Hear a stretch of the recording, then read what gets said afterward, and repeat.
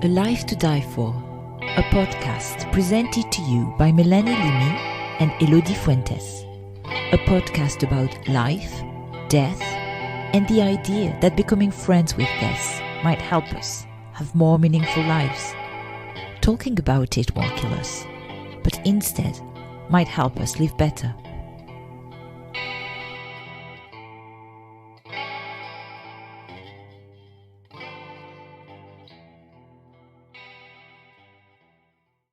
So we are so excited today to have Sue Brayne with us. So Sue, you have, for more than 30 years now, you have been helping people to transform their relationship with mortality.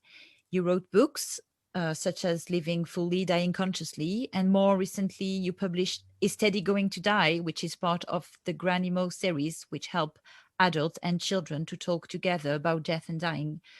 You have an MA in Rhetoric and Rituals of Death, which sounds absolutely fascinating, and another one in Creative Writing, which sounds also fascinating. You worked as a therapist for many years and are now hosting Death Cafes on Zoom. How incredible! May we ask you why? Why did you decide one day to start this mission? Yeah, it kind of is a mission, isn't it? A sort of a questy mission. Well, really, I have to roll back to being as young as I can remember.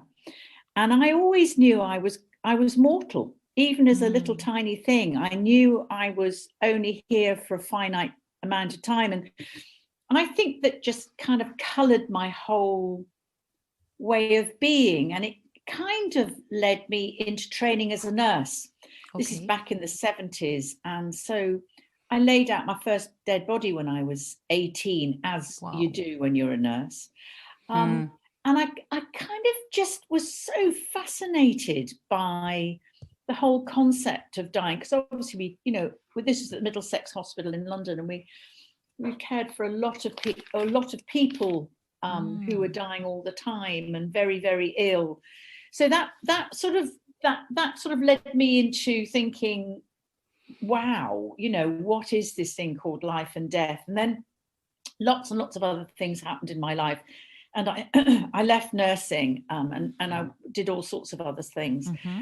But eventually, when I was 37, I experienced a plane crash, and it was in a light aircraft. And that changed my life, because I was actually forced to confront my mortality. And it was kind of sitting beside the wreckage of that plane. I just thought, oh my God, what am I doing with my life? Because I was kind of in the wrong path, doing the wrong things for me. And it just shoved me onto this major healing journey. Wow. And from there, I started to become incredibly interested in consciousness and what that means to me as an individual, and also to us collectively. And that led me to doing the MA in the Rhetoric and Rituals of Death, which is one of the best years of my life. And then I started working with Dr. Peter Fenwick, who's a neuropsychiatrist, and I was his honorary researcher into end-of-life experiences. So I read very early. Oh wow! I read your book about that, with how to be with people who are end of life and how to care for them. So it's wonderful, such a wonderful tool. Yes, I read parts of it. I have to confess, I haven't read the whole book yet, but I intend to. But it's amazing. I mean, it's really, so deep and so valuable. So that's amazing. Yeah, and so Peter and I worked together. I mean, he's sort of like a surrogate dad to me, really. I loved working with him. And then sort of just other things happened in life, and I started writing. The next book I wrote was The D Word, talking about dying. And I really wanted to tackle, why can't we talk about death and dying in our society? Yes. And I realized actually that it isn't so much the taboo of, oh gosh, we don't want to talk about it. I realized through interviewing a lot of people when I was writing the book that it's because we don't know how to. We've never been taught. And death is so removed from our everyday existence that it's kind of like this weird elephant in the room. Yes. And we don't want to name it, and because we think we're going to make things worse. Really, that's the big fear that most people have. So that's can I why ask I really you, wanted to tackle that. Yeah, sorry, can I just ask you, do you think that it is a fear also of confronting the pain? I mean, imagine, I can see what you're saying about maybe we lack the vocabulary, if you will, in, how do we talk about death and dying? And I mean, even this thing that we say the D word, is kind of, and many people, I mean, I think most people I know what that means, because, it's so much easier than saying death. But do you also think that there is an element of the pain involved, the fear of the pain that we might have to experience once we talk about it? Do you think that that's part of why people avoid it so much? No, not in my experience. In fact, give people the space and the attention to talk about death and dying, and then really try and shut them up. People are desperate to talk about what matters and about death of people that they love. And I get this all the time in the death cafes. There's no holding back. Everybody wants to tell their story. So I don't think I mean, yes, of course it's painful to talk about somebody that you love very much who's died, but death is so complicated, isn't it? It's got so many multifaceted layers to it. So it isn't just as simple as sort of somebody dies. Lots and lots of stuff happens around it. And I feel like people really want to explore that more, and they're so grateful to have the opportunity to say those things. Yeah, that's my experience as well in my mindfulness meditation training that I do with clients, and also in my Reiki healing, really, that there is this need for people to talk about it, but the lack of the confidence that they have the right language to do so. So I was just interested in your perspective on that, because that's interesting. It's really fascinating. Yeah, but I just wanted to ask you, because I think there is something not about being afraid, but this is just an intuition because I haven't the experience to talk about that, but just the intuition from my experience, actually, just that it's not about being afraid of suffering, but sometimes it's about being afraid of the suffering of other people and how uncomfortable it's going to make me just to share. What I notice is that a lot of time when people are faced with grief or like death around them, people they just go away. They end up being alone because they don't know how, you like you said, they don't know what to say. They don't have the vocabulary. They don't have, because they don't know death. They're afraid of death. This is why I do the work I do, and so many of us are doing this kind of work. These podcasts are a really important part of this process, because it gives people permission to be okay with feeling uncomfortable about talking about death, but actually gives them kind of skills in a way to say it's okay.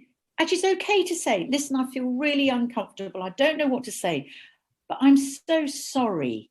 That's enough. Of course. But what so many grieving people talk about is the pain of seeing a friend crossing the street rather than talking to them, because let's say they lost their husband, or they lost, the worst thing is the child.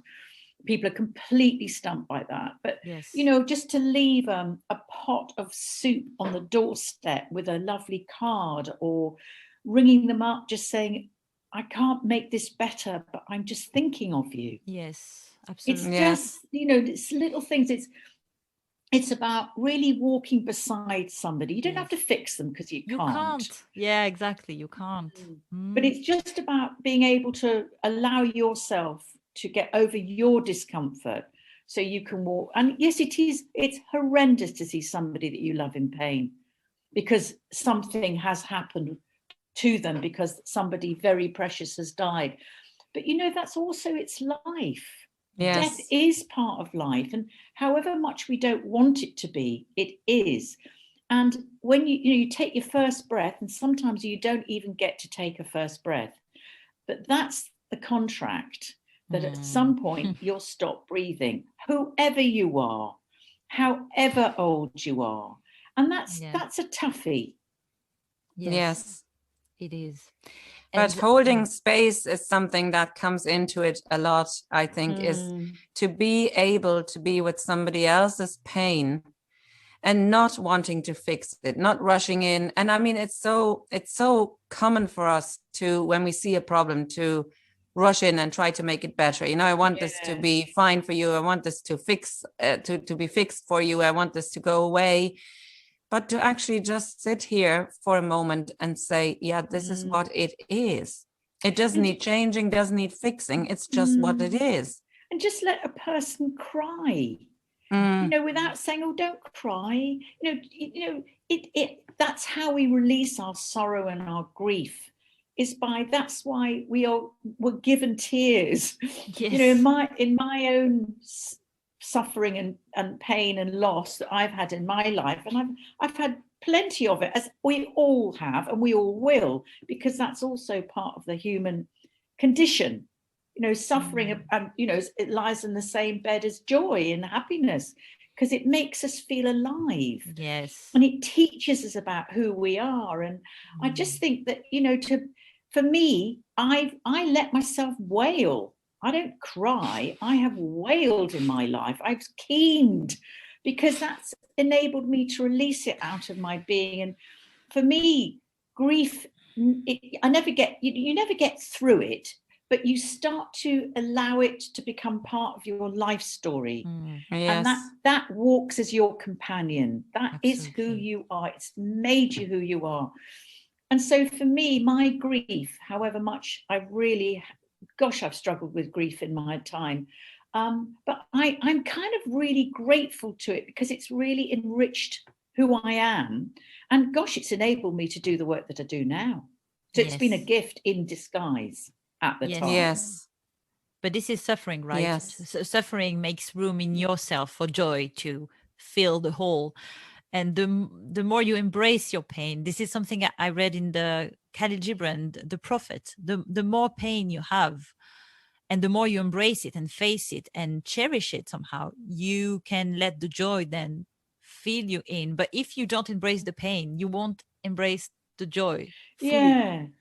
I think my own suffering has, gosh, it's sort of enabled me to get very real around life. Before I allowed myself to grieve all the disappointments I've had in my life. And I think that's a real big key when somebody dies, or there's and grief isn't just about death of somebody, it's a death of a way of life. It could be your marriage collapses, or you get sacked from your job, or whatever it is, big, massive, great big dark cloud walks into your life. And unless you kind of walk into it and say, come, you know, this is what I am experiencing at this moment in time. If you try and push it away, you never engage with what's going on. And it's sort of, you become, I don't know, sort of like, it's denial, really. Yes. And denial doesn't enable you to become a really healthy, engaged human being. And I think that that's what we need to be for this world to change into a better place of being. Yeah, I think too so much too. now going on.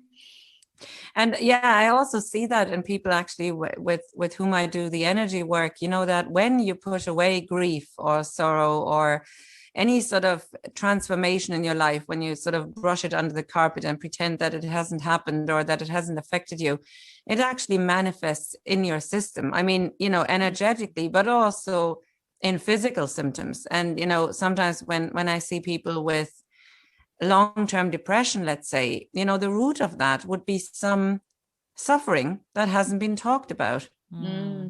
Sure. So it is really absolutely essential to talk about our suffering, to talk about any sort of transformation in our life, and to process it and allow it to be processed by our psyche. Definitely. Yeah. I mean, it's given me confidence. I know that's a really weird thing to say. My suffering has given me confidence, but it has, because I've lost everything in my life. At one point, I lost everything. I was absolutely destitute. And I kind of feel like when you face that, or you face such a huge loss, that you just feel like your life has been obliterated. You have to start again. There's only one way, and it's up. And it's sort of even because of that, I don't fear loss anymore. I mean, even whoever dies around me, it's I mean, of course I'll be sad, but it doesn't destroy me anymore. Yeah. And I'm not scared of it, because I just think, well, that's somebody's life coming to an end now. And at some point mine will. And I'm really good with that.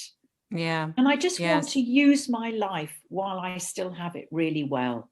Yes. So Sue, I'm really curious, because I see how your path has led you to that, and this plane crash has been like kind of a triggering moment. And I think we can't all be lucky enough to have a plane crash in our life.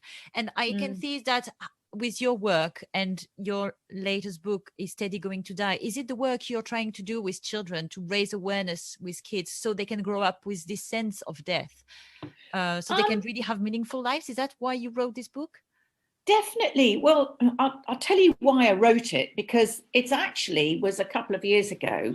My not yet 4-year-old grandson, I was having lunch with him and he was sitting opposite me, and he just turned around to me with the spoon mid-air and said, "Granny, am I going to die one day?" Oh, bless him. And I went, and his mum just looked at me in horror and kind of mouthed, "Over to you." So I sat with him, and, you know, we talked about it, and he seemed very happy with, you know, and I suddenly thought, I wish I had a book I could go and get and sit down with him and talk about death. And then maybe, I don't know, a few months later, the character of Granny Mo arrived in my head, and I suddenly thought, she's the voice. And so I've been really lucky. I've been working with a publisher called Lost Books, and we just fit well together. So Is Teddy Going to Die came out a couple of weeks ago now.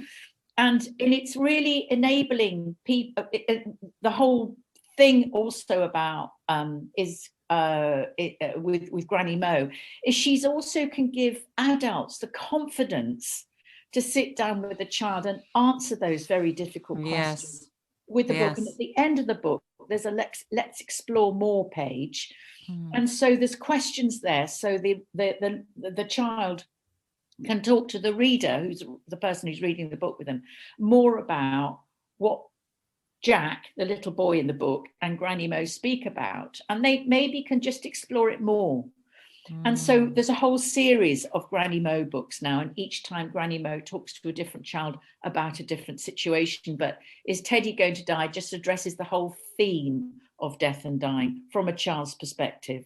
Interesting, fascinating. Yeah, that's really impressive work. It's really impressive, and I think it's so useful and so needed. And with my own children, I really try to not make a taboo out of death, but sometimes you really need something friendly, child friendly, to really illustrate it, because it can be quite daunting, even for someone like me who is kind of into that topic. It's really good to have something. When my grandmother passed away and my daughter was like 3 years old, she saw her body, because I didn't want her to feel like it was mysterious and scary and something she shouldn't see. I gave her a choice. I said, "Do you want to say goodbye to Abuela?" Because we are from Spanish family. And she said yes. And I said, "Okay, so we are going to see her. I have to tell you, it looks like she's sleeping. Her skin is not the same texture as it used to be. She's somewhere else, but you can say goodbye to her." And she gave her a kiss on the forehead, and she left, and she went to play. And she says sometimes, "I miss her," but she's not traumatized by it. And when I was a child, as I talked about it in previous episode, when I was a child, I don't blame my parents. They didn't have the tools. They were suffering. But every time death came in my life as a child, I was shut out. It was the kid.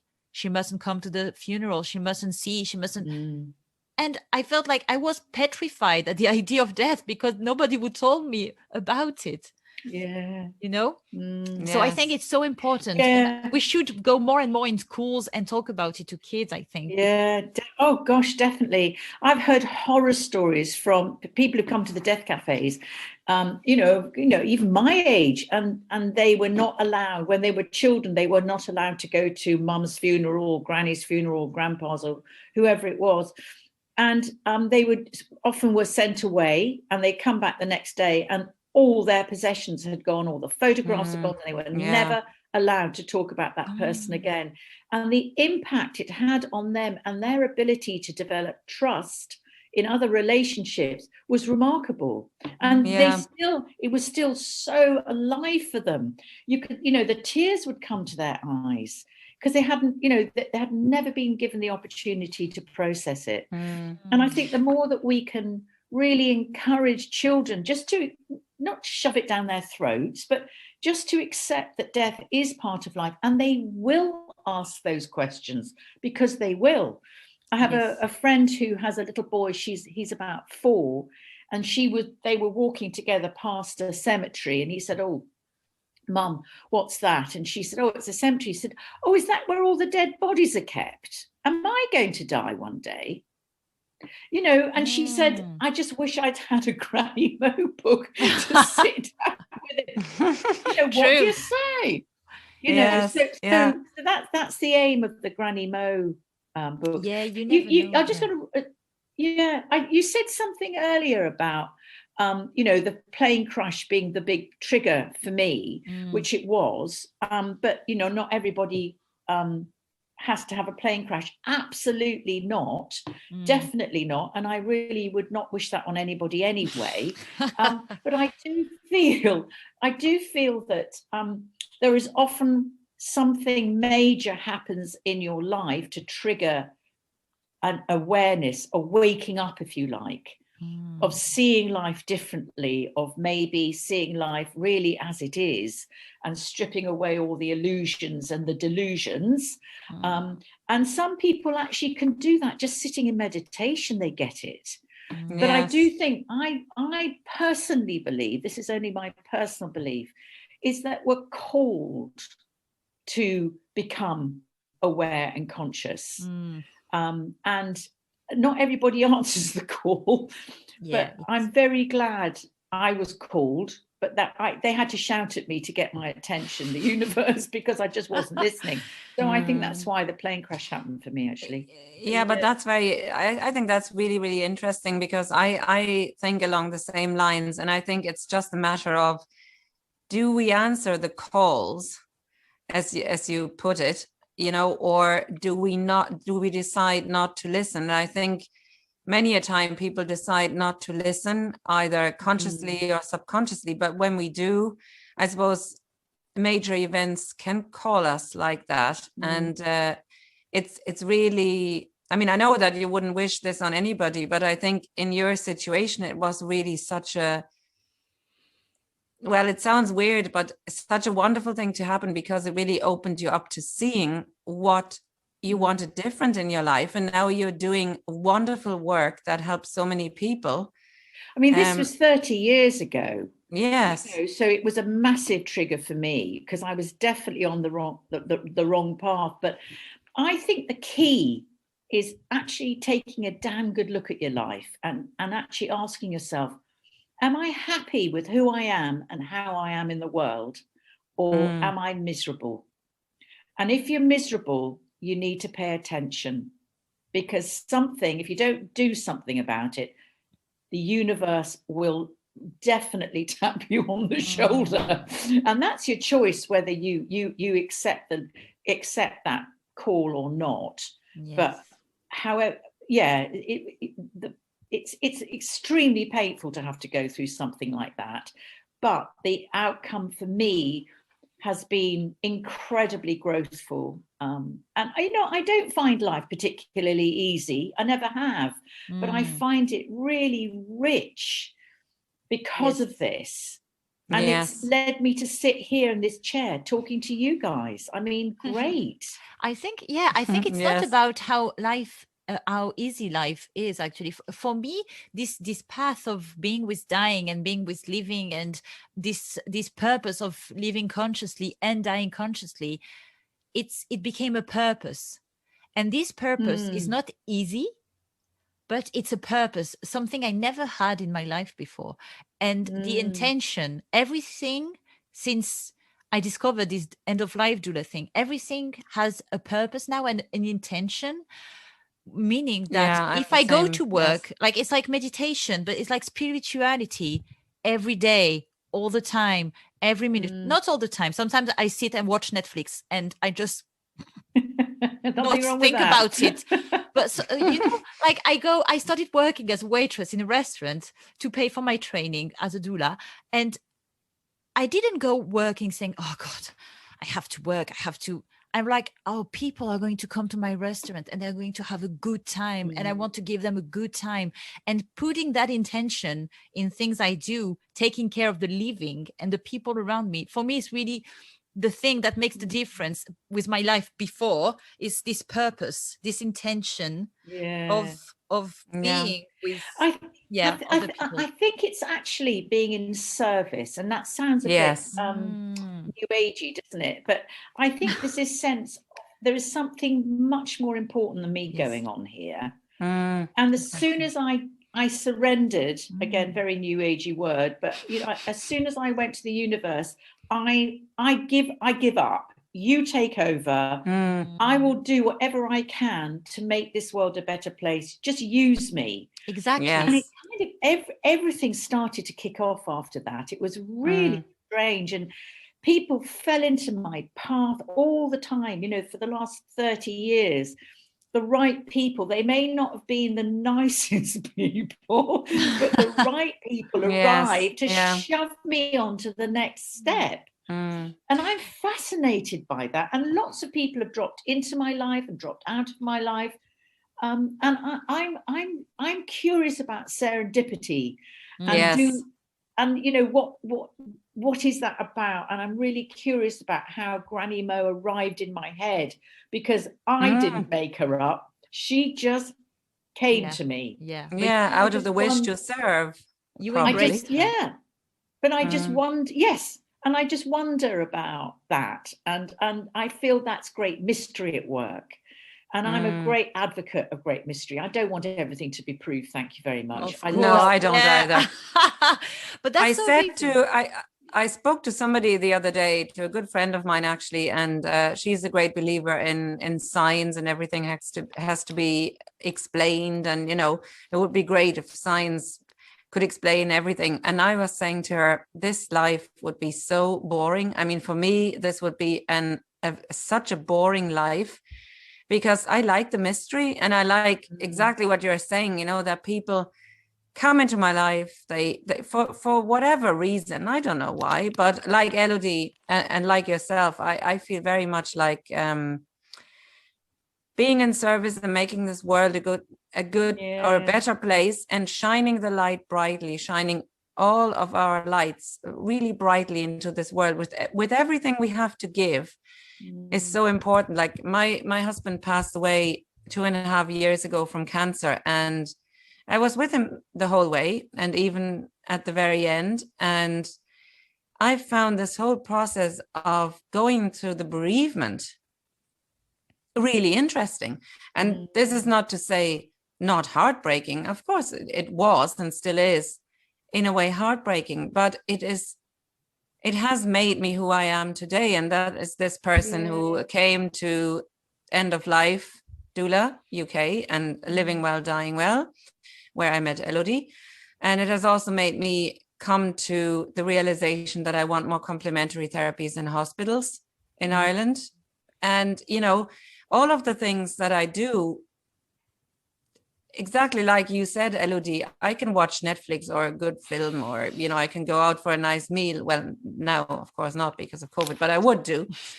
That's all fine. But there is this greater purpose that has come into my life, because I've realized now how precious life is, and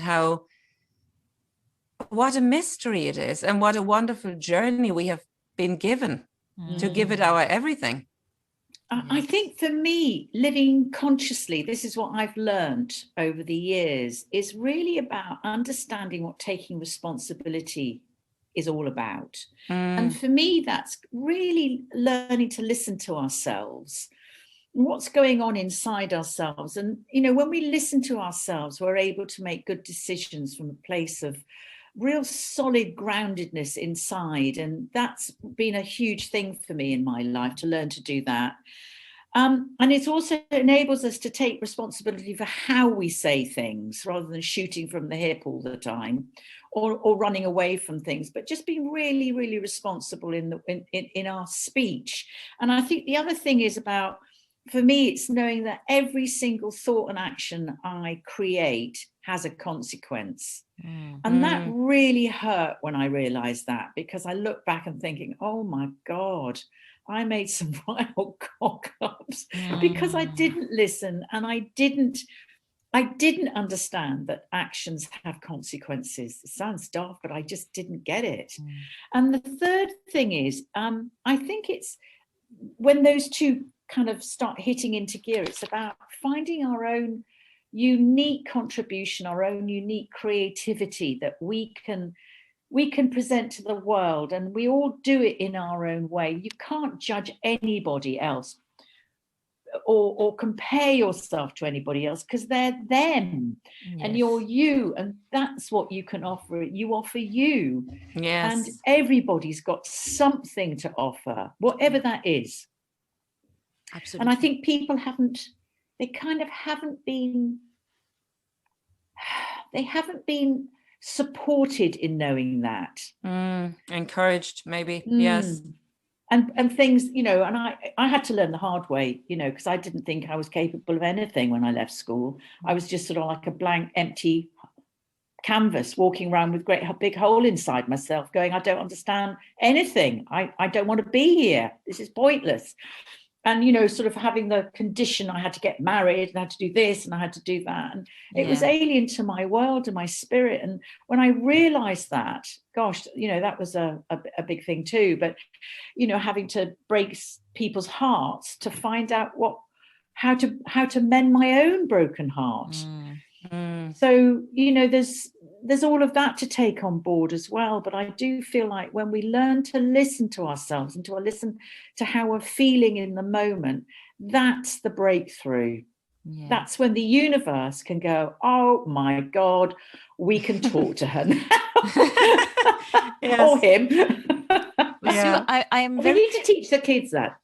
Yeah, exactly. We need to teach. But the thing is, I wonder, we say that in this Western world with medicine and science, we got a little bit cut out from our mortality, from nature, and this is why it's so hard for us sometimes to talk about death. And I'm curious about, because you studied death and rituals, and I'm wondering, do you notice that some cultures and who have like maybe more rituals in their process, because we don't have really rituals, right? Do you agree? We go to the cemetery, it's very I don't know how to say, but we hide a little bit the sorrow. I know that in Corsica and Sicilia, the women, they cry, they beat their chest, and they really, sometimes there are actresses who are paid to do that because it's a part of a process, it's a part of a ritual. But do you think that helps to have more? Sure. I mean, don't forget, our reticence to speak about death and dying really stems from kind of the Second World War, when we took death out of the home and put it into hospitals, and we elbowed aside the priests at the bedside, and the doctors became the gods of death because they could prevent pain through medication. And that's what changed all our relationship really with death. Before that, it was at home, we were caring for people at home. So it's really relatively recently that things have changed to such a degree. But in my understanding, the Eastern traditions, like the Buddhists and the Taoists, and a lot of the sort of South Asian traditions, they have a completely different relationship with life and death. They just accept it as it is. And I'm very curious about that. And I like the way the Buddhists deal with death. And I love the fact that they believe that when somebody dies, that the spirit lingers around for 40 days. Yes. And, you know, all of that kind of stuff. And they do wonderful pujas and rituals. I spent quite a lot of time in India on the Ganges, in Varanasi, Wow. having an experience there with the Hindu tradition. And, you know, you're in Varanasi going to the post office and you've got a body walking past you at eye height on a stretcher without a cloth on, being carried by the family, not the women, the men. And then they take it off to the burning ghats and they do all these pujas and the women are doing the keening. Yes, absolutely. So it's just different, but we think everybody's like us, but they're not. Other cultures are not like this. Yeah, it's so fascinating how because we think that because it's clean, it's healthy, but it's not necessarily healthy to not get your hands dirty in some way when you face so much pain. I really like, I don't know if you've seen this TV series called TV show called 6 Feet Under, which is for me like kind of my Bible.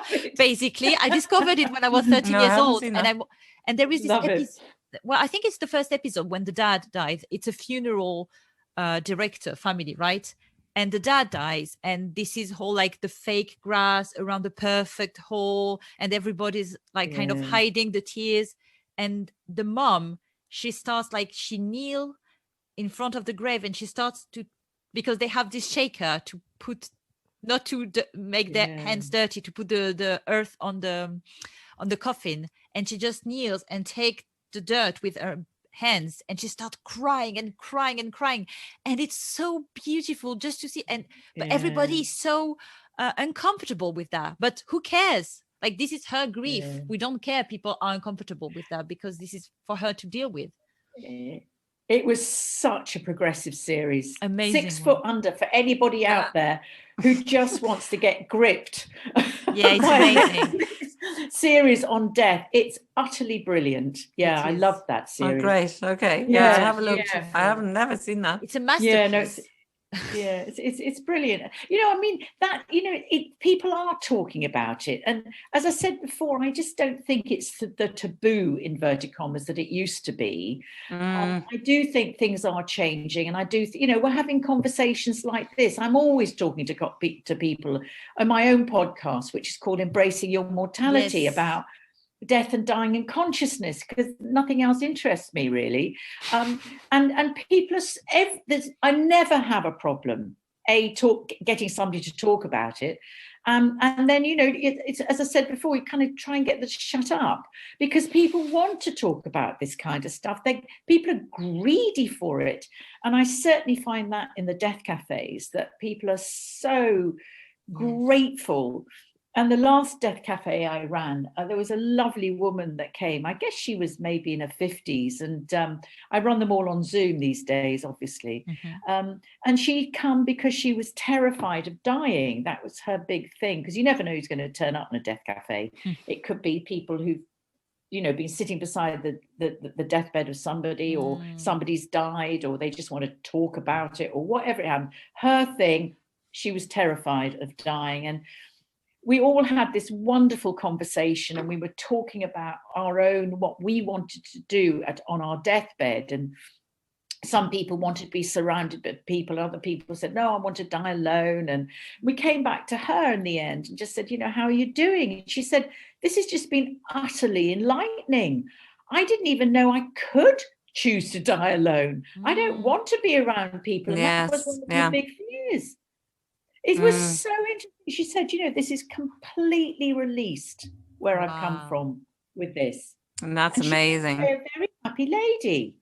And that's a very successful death cafe as far as I'm concerned. Yes. Yeah. It just goes to show how important it is, you know, to open up. And once you start talking, then everybody will be very happy to do so. And, you know, you never know what comes out of that in the end, you know, and who will find some relief and comfort from that. So can I ask you, Sue, If you could you tell us a little bit more about, apart from writing all these really wonderful books, and running the death cafes on Zoom, what are you working with clients one-to-one as well, or no, I what don't is your do, work at the moment? I used to do, that's what I used to do when I was a psychotherapist. No, I'm a writer. I blog, I write a blog and interview people on the blog. I run the podcast, and I'm writing the Granny Mo books. And quite honestly, that's enough at the moment. That's a lot, yes. And obviously running the death cafes. Yeah. Yeah. That's a lot. I wanted to say just something also about the death cafes while I remember it. The other thing for me is giving people permission not to like the person who's died. Because there's a big thing that goes on with people who they believe they should eulogize them when they've died. And my dad and I had a very, very difficult relationship. And so, bless him, I use him in the death cafes and say, well, actually, I didn't massively like my dad. But I was there when he died, and the relief on people's face to go, you mean it's okay to say I didn't like my mother? Absolutely. Yeah. Tell us more. Because relationships are complicated. And the other big thing that comes up is the very complicated relationships between siblings. Sibling rivalry will often really surface when somebody, especially the last parent, dies. And I've often had a sibling at the death cafe just wanting to say how it is for her and how difficult it is to have the siblings that they have and what their perspective of the whole thing was, which is completely different to hers or his. Yeah. So that's been a very interesting experience. And yeah. Wow. So do you mean that siblings who have rivalry, this rivalry would be aroused? I mean, I don't know how to say, but waken up when the parent died? Yeah. Any fracturing in the family will absolutely go live. It'll be completely triggered when the last parent dies. Wow. And so I've talked to doctors and ITU specialists, and one in particular said we actually sometimes have to have we have to appoint a mediator. So we'll have one half of the family sitting in one room and another half of the family maybe around the bed, and the mediator working out when to change them over because they will not speak to each other. It's that hostile. So there's a lot of that goes on, and it's never spoken death of the last parent or death of a child will often break up a relationship if it isn't really, really strong, because it just brings up everybody's stuff. Of course it does. Yes. And you have to be jolly, really, really tight together and really there for each other in your own, because each parent grieves in a different way. And the mum may be just over the top with her grief. The father might be holding it back, and then they might fight about that and they don't understand. So the grieving process is multi-leveled and complex, and it's really important to know that. Wow. It's so fascinating. Wow, yes. I feel like I had because there are some things I haven't considered. I'm quite scared about when my parents are going to pass away. It's going to be the Third World War in my family, probably. Well, you just need to be really clear, and you need to talk about it now. Yes. They haven't died. Well, just get together and have a chat about it and just see where you all are. Yeah. I have a wonderful Spanish friend whose mum's just died, and it just blew the siblings apart. But luckily, because he wanted to let her go, because she wanted to die. She didn't want any more medicine. And the siblings said no, they wanted her to have the medicine. And this big, big thing happened in the family. And, she did die. She died the way she wanted to, but they ended up calling him Dr. Death because he was so supportive of her. And it's taken a long time for that fracture to heal within the siblings. They're good now. They see it. They get it. But it was a very difficult time for him to go through.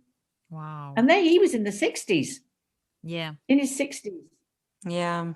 Yeah. Sometimes it's And I suppose these things carry on forever, Yeah. you know, unless they are being resolved at a time like that, you know. It's hard to be resolved. That I think that some people might wonder when the last parent die and they have unresolved issues with the sibling, and it's about, so I would never know if he loved me more or not than my brother or sister, because it's often about that, right? The feeling I have is that can come siblings up. want to be loved the most by the parents. Yeah. Or why did she love you more than me? Yeah. I've heard that in death cafes. Somebody saying, why did my mother love my brother more than me? I don't understand. And, you know, so there's all sorts of stuff. That's why we need to talk about death and dying. We need to talk to our family. We need to talk to our siblings. We need to set this up so that we're much better at it when our parents do die. Yes. It's not easy, though. I mean, I would love to have more tools for that, because I know when I decided to do this training, the end of life doula training, my parents, they were not shocked, but they were like, are you sure? Are you sure, Elodie? Because it's so hard. Like, you're going to see dead people, you're going to be with so much sorrow. And I'm like, I want to do this. And they honestly, I don't think they understood, and they still don't. And I think they are uncomfortable talking about it.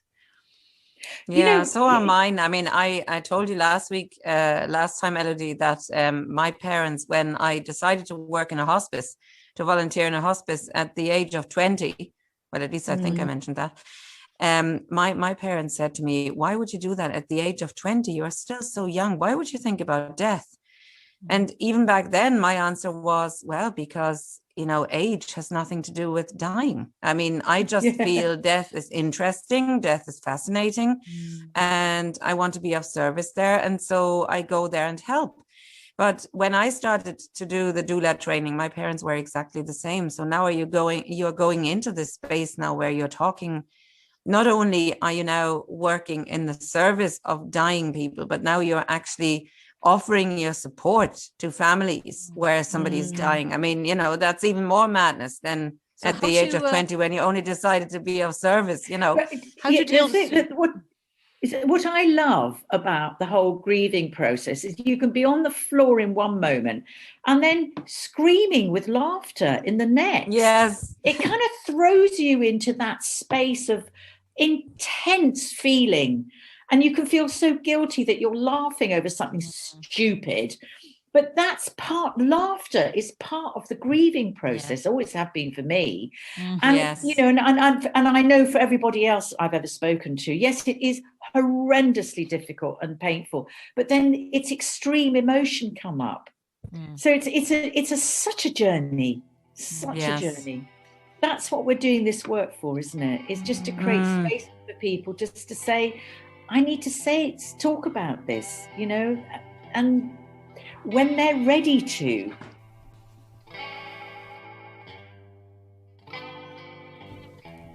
You've been listening to A Life to Die For.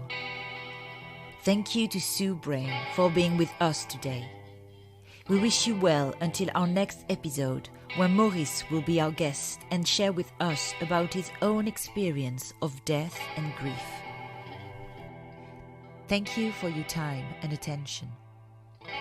Thank you to Daniel Cuse for the beautiful original music, and Lucy Babe for her equally beautiful painting. Any feedback, questions are warmly welcomed at alivetoDieForPodcast@gmail.com.